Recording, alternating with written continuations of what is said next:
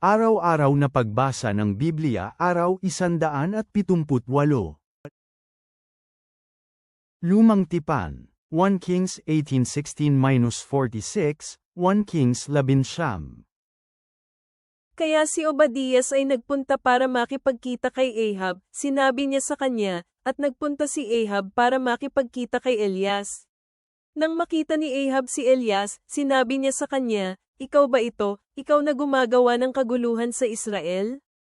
At sumagot si Elias, "Hindi ko ginulo ang Israel, pero ikaw at ang sambahayan ng iyong ama ang nanggugulo sa pamamagitan ng pagtalikod sa mga utos ni Yahweh at sa pagsunod sa mga Diyos-Diyosan ni Baal.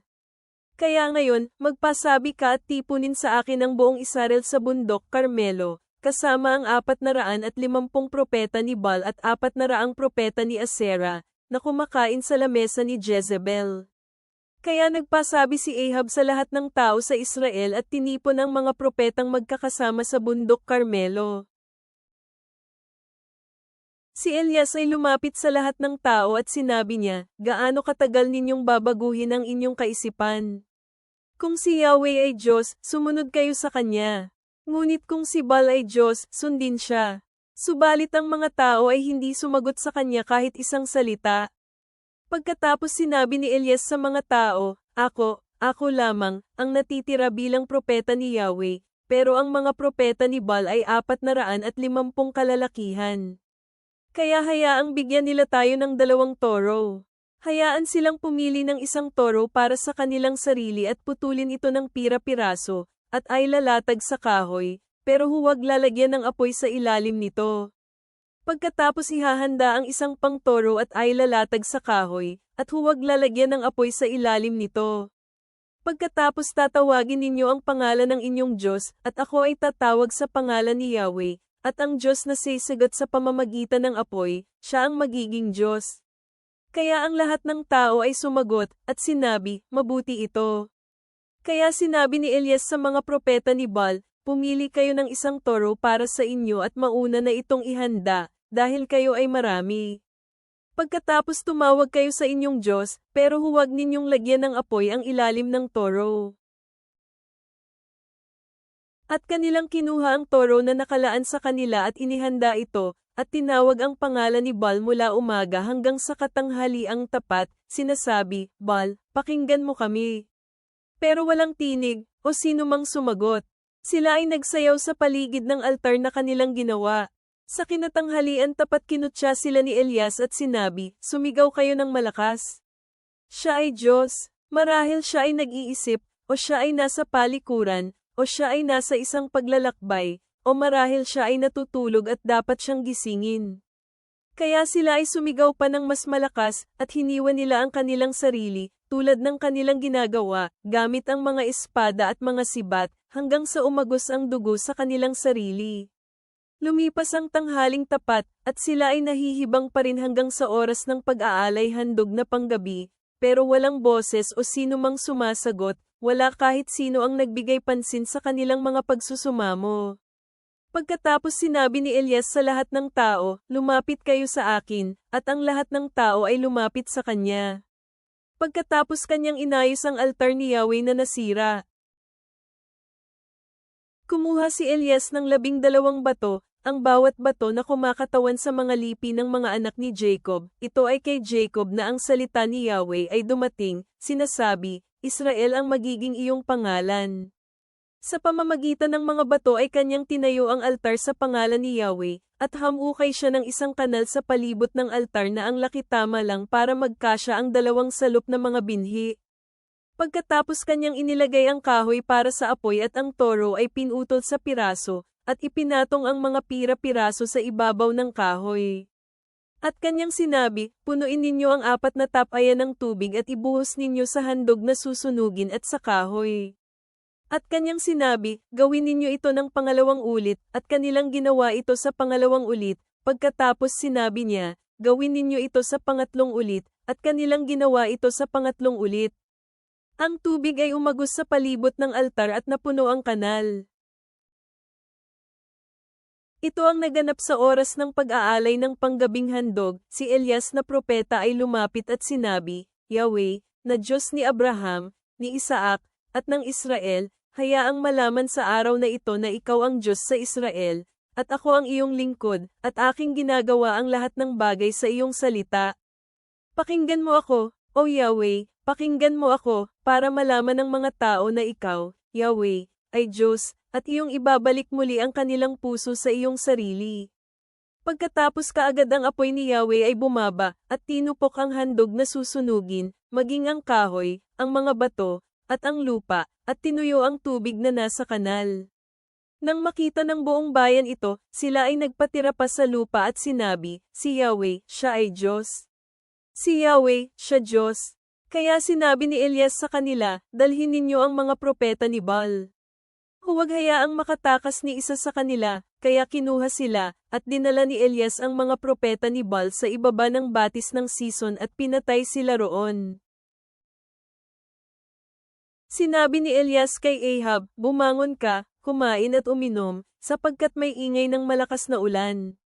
Kaya si Ahab ay bumangon para kumain at para uminom. Pagkatapos si Elias ay nagpunta sa tuktok ng Carmelo, siya ay yumukod sa lupa, at inilagay ang kanyang mukha sa pagitan ng kanyang mga tuhod. Kanyang sinabi sa kanyang lingkod, pumanhik ka ngayon, tumingin ka sa gawing dagat.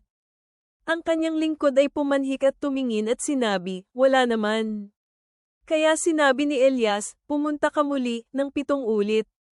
Sa ika-7 ulit sinabi ng lingkod, tingnan mo, may isang ulap na umakyat mula sa dagat, na kasing liit ng kamay ng isang tao. Sumagot si Elias, pumunta ka at sabihin mo kay Ahab, ihanda mo ang iyong karwahe, at bumaba bago ka mapigilan ng ulan. Di nagtagal ito ay nangyari na ang kalangitan ay nagdilim sa mga ulap at hangin, at bumuhos ng napakalakas na ulan. Sumakay si Ahab at nagpunta kay Jezreel. Pero ang kamay ni Yahweh ay na kay Elias. Sinuksok niya ang kanyang balabal sa kanyang sinturon at naunang tumakbo kay Ahab sa pasukan ng Jezreel. Sinabi ni Ahab kay Jezebel ang lahat ng ginawa ni Elias, at kung paano niya pinatay ang lahat ng mga propeta sa pamamagitan ng espada. Pagkatapos nagpadala si Jezebel ng isang mensahero kay Elias, na nagsasabing, naway gawin sa aking ng mga Diyos, ang higit pang masama, kung hindi ko gagawin ang buhay mo tulad ng buhay ng isa sa mga patay na propeta sa ganitong oras bukas.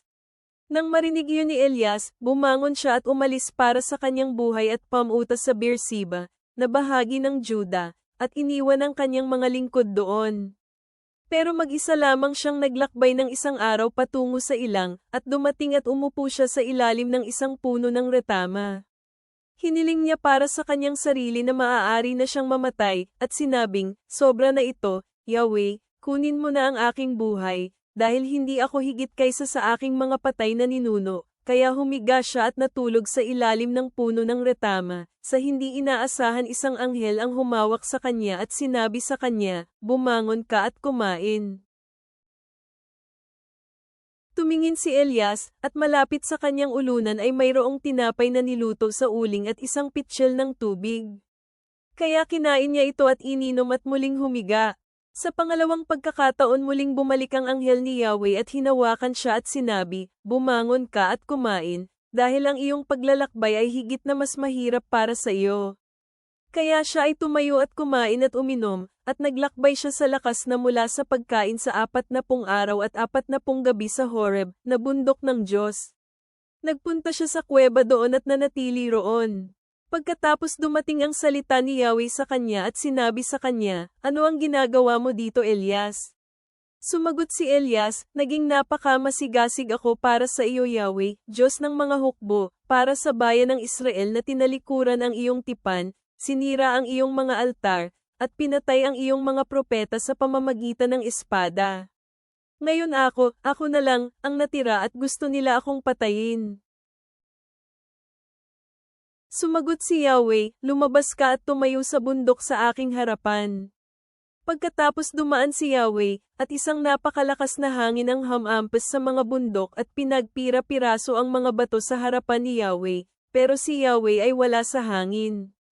Pagkatapos ng malakas na hangin, isang lindol ang dumating, pero wala si Yahweh sa lindol. Pagkatapos ng lindol isang apoy ang dumating, pero si Yahweh ay wala sa apoy. Pagkatapos ng apoy, isang maliit na boses ang dumating. Nang marinig ni Elias ang boses, binalot niya ang kanyang mukha ng kanyang balabal, lumabas, at tumayo sa pasukan ng kuweba.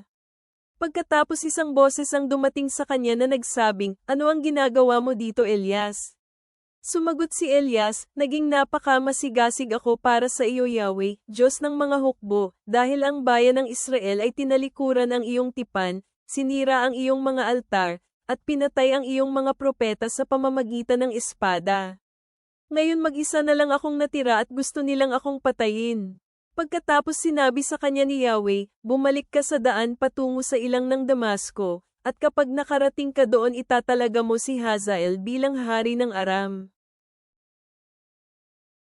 At itatalaga mo si Jehu anak ni Nimshi na maging hari sa Israel, at itatalaga mo si Eliseo anak na lalaki ni Shaphat ng Abel Merola na maging propeta kapalit mo.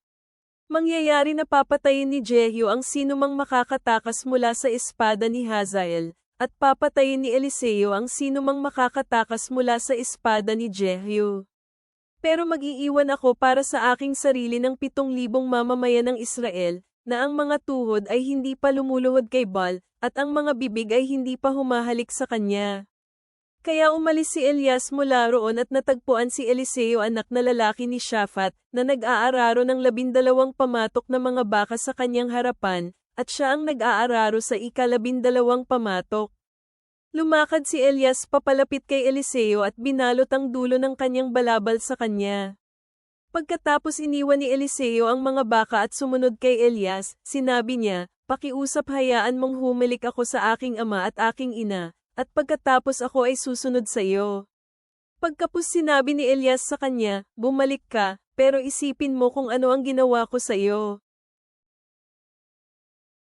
Kaya bumalik si Eliseo mula kay Elias at inalis ang pamatok ng mga baka, pinatay ang mga hayop, niluto ang karne sa pamamagitan ng kahoy mula sa pamatok ng baka at pagkatapos binigay niya ito sa mga tao at kanilang kinain.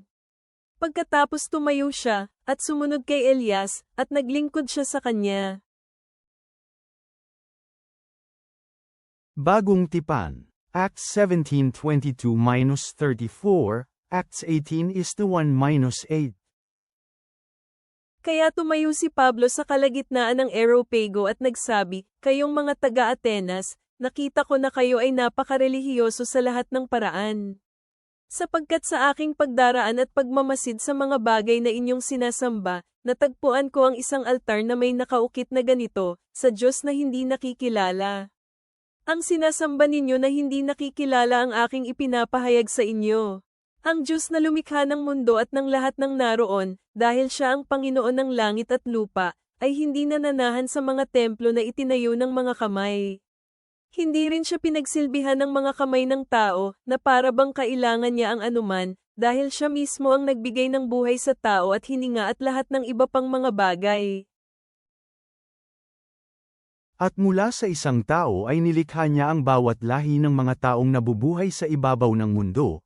Itinakda niya ang kanilang mga kapanahunan at ang hangganan ng kanilang tinitirahan. Kaya nga dapat nilang hanapin ang Diyos at baka sakaling maabot siya at matagpuan at sa katunayan, hindi siya malayo sa bawat isa sa atin. Dahil sa Kanya tayo ay nabubuhay at gumagalaw, at mayroong pagkatao, gaya nga ng sabi ng inyong mga makata, dahil tayo rin ay Kanyang anak. Dahil tayo ay anak ng Diyos, hindi natin dapat isipin na ang pagka-Diyos ay tulad ng ginto o pilak o mga batong nilikha ng kaisipan ng tao. Kaya nga, pinalampas ng Diyos ang panahon na hindi siya kinilala, ngunit ngayon inuutusan niya ang lahat ng mga tao sa lahat ng dako na magsisi. Ito ay dahil itinakda na niya ang araw kung kailan niya hahatulan ang mundo sa katwiran sa pamamagitan ng taong kanyang pinili. Pinatunayan ito ng Diyos sa lahat ng tao, sa pamamagitan ng pagbuhay sa Kanya sa mga patay. Ngayon nang marinig ng mga kalalakihan ng Atenas ang tungkol sa muling pagkabuhay sa mga patay, kinutya ng iba si Pablo, ngunit sinabi ng iba, "Pakikinggan ka naming muli tungkol sa mga bagay na ito." Pagkatapos nyon, iniwan sila ni Pablo, ngunit may ilang mga lalaking sumama sa kanya at nanampalataya, kabilang si Dionisio na Areopagita, isang babaeng nagngangalang Damaris at iba pang kasama nila. Pagkatapos mangyari ng mga bagay na ito, si Pablo ay umalis sa Atenas at pumunta sa Corinto. Natagpuan niya doon ang isang Hudyo na ang pangalan ay Aquila na nagmula sa punto na kagagaling lamang ng Italia, kasama si Priscilla na kanyang asawa, dahil pinag-utos ni Claudio na lahat ng Hudyo ay umalis ng Roma. Pumunta si Pablo sa kanila, namuhay at nagtrabaho si Pablo kasama nila dahil siya ay katulad din nila. Mga manggagawa ng tolda, kaya nangangatwiran si Pablo sa loob ng sinagoga tuwing araw ng pamamahinga. Hinikayat niya ang mga Hudyo at mga Griego. Ngunit nang dumating sina Silas at Timoteo sa Macedonia, inudyukan ng Espiritu si Pablo na magpatutuo sa mga Hudyo na si Jesus ang Kristo. Nang hindi sumang-ayon ang mga Hudyo at siya ay nilate, pinagpag ni Pablo sa kanila ang kanyang kasuutan at sinabi sa kanila, "Ang inyong dugo ay sumainyong sariling mga ulo, wala akong kasalanan. Simula ngayon sa mga Gentil na ako pupunta." At siya ay umalis at nagpunta sa tahanan ni Tito Justo, isang lalaking sumasamba sa Diyos. Ang kanyang tahanan ay nasa tabi ng sinagoga. Si Crispo na namumuno sa sinagoga at lahat sa kanyang sambahayan ay nanampalataya sa Panginoon. Marami sa mga taga-Korinto na nakarinig kay Pablo ay nanampalataya at nabautismuhan. Mga awit, Psalm 78 is the 17-31. Ama sa langit, habang kami ay nagmumuni-muni sa katapangan ni Elias sa pagharap sa kasinungalingan, kami ay napapaalala ng kahalagahan ng pagtayo ng matatag sa aming pananampalataya sa gitna ng isang mundong puno ng mga pagkagambala. Kung paanong ang mga tao ng Israel ay bumalik sa iyo matapos masaksihan ang iyong kapangyarihan, naway kami rin ay tumalikod sa mga Diyos-Diyosan sa aming buhay at hanapin ang iyong katotohanan ng may masigasig na puso. Sa diwa ng pagpapatutuo ni Pablo sa mga taga-Atenas, bigyan mo kami ng lakas ng loob upang ibahagi ang pag-asa kay Kristo sa mga nasa paligid namin, na magdadala sa kanila sa pagkilala sa iyong kadakilaan. Tulungan mo kaming matuto mula sa mga pagkakamali ng mga Israelita at maging laging mapagpasalamat sa iyong pagkakaloob at awa. Naway gabayan kami ng iyong Espiritu tungo sa buong katotohanan. Amen.